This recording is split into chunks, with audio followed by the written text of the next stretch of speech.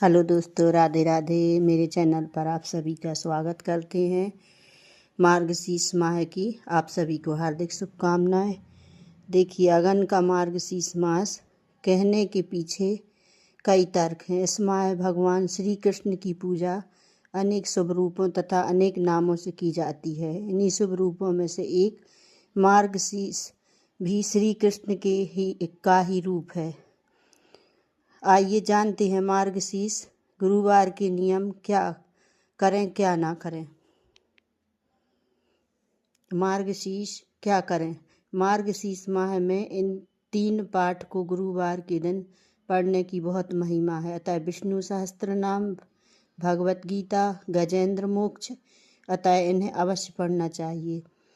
दूसरा, इस दिन पूजन संबंधी सामग्री जैसे चंदन, पूजा की प्रतिमा, मोर पंख, आसन, तुलसी की माला, जल, कलश, पीताम्बर, दीपक आदि का दान करना अति शुभ माना जाता है। मार्गशीर्ष गुरुवार के दिन सायंकाल के समय तुलसी के पास एक दीपक जरूर जलाएं। मार्गशीर्ष गुरुवार के दिन अपने गुरु अथवा इष्ट को ओम दामोदराय नमः कहते हुए प्रणाम करना चाहिए। इससे जीवन के सभी कष्टों का निवारण होता है। मार्गशीर्ष गुरुवार को महिलाओं को घर में मुख्य द्वार से लेकर आंगन तथा पूजा स्थल तक चावल आटे के घोल से आकर्षक रंगोली बनाना चाहिए और देवी लक्ष्मी उन्हें अपार संपत्ति का वरदान देती हैं और उनके पैर बनाना चाहिए। बाहर से लेकर जहाँ तक पूजन है वहाँ तक लक्ष्मी माता के पैर बनाना चाहिए। इस तरह से बनाए लक्ष्मी माता के पैर के उनके ऊपर किसी के पैर ना लगे। मार्गशीर्ष माह का महत्व अपने गोपियों को कहते हुए भगवान श्री कृष्ण ने कहा था कि जो इस माह यमुना स्नान करेंगे उन्हें मैं सहज ही सभी को प्राप्त हो जाऊंगा। अतः इस अघन मास में या मार्गशीर्ष गुरुवार को नदी स्नान का विशेष महत्व शास्त्रों में बताया गया है।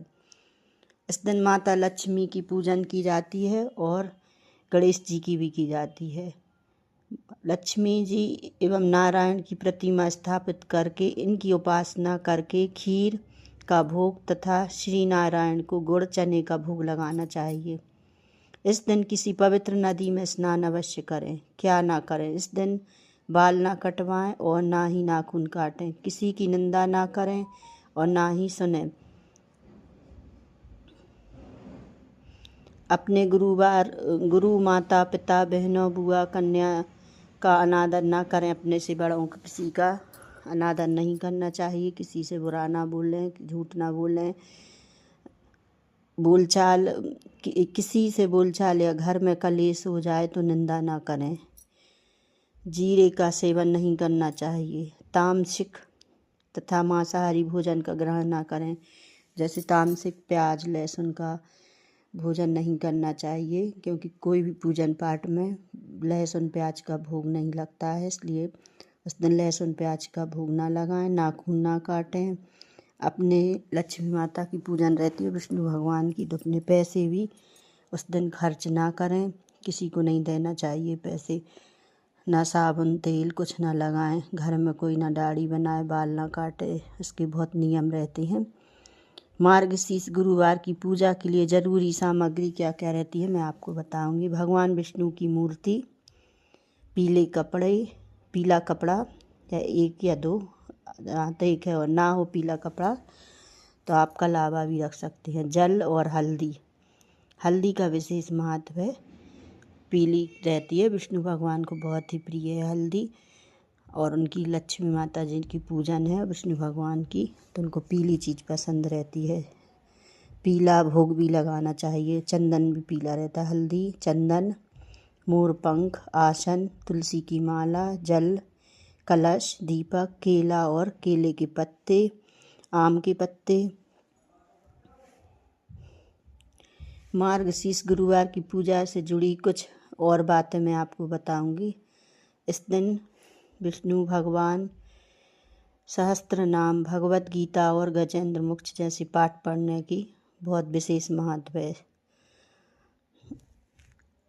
माता लक्ष्मी की कृपा से गुरुवार को बहुत ही धन समृद्धि, और इसके नियम है बुधवार की शाम को माँ लक्ष्मी को आमंत्रण देने के पश्चात महिलाओं को गुरुवार सूर्योदय से पूर्व स्नान कर लेना चाहिए। बुधवार को माँ लक्ष्मी को की पूरी तैयारी कर लेना चाहिए, क्योंकि बहुत सुबह पूजन होती है, 4 बजे चालू हो जाती है, सूर्य उदय होने से पहले की जाती है। इसलिए बुधवार को सब पूजन की तैयारी कर लेना चाहिए। गुरुवार को सुबह ही इसका सूर्योदय से पूर्व स्नान कर लेना चाहिए।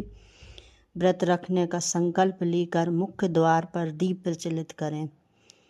दोपहर में चावल की खीर या चावल का कुछ भी भोग बनाएं, बतासा भी ले सकते हैं। इसके बाद शाम को फिर से पूजा अर्चना कर प्रसाद ग्रहण करना चाहिए। ऐसा करने से माँ लक्ष्मी आप पर प्रसन्न होंगी। लक्ष्मी पूजन की मुख्य सामग्री क्या क्या है? माँ लक्ष्मी की पूजा के लिए नारियल, केला, सिंघाड़ा, आंवला, बेर, सीताफल, धान की बाली का झालर, कुम्हाड़ा, आंवला, पान, कपड़ा, टोकरी, प्याज, तेल, घी, शक्कर, चावल से पूजा करनी चाहिए। इसके अलावा आप चाहें तो आंगन से लेकर पूरे घर तक माँ लक्ष्मी के पैर रंगोली डाल सकते हैं। स्वास्तिक बनाएं, स्वास्तिक जरूर बनाना चाहिए, क्योंकि कोई भी पूजन में स्वास्तिक का विशेष महत्व है। इस तरह से माँ लक्ष्मी की पूजन की जाती है और विष्णु भगवान की। मेरी वीडियो आपको अच्छी लगी हो तो लाइक, कमेंट, सब्सक्राइब करें। राधे राधे।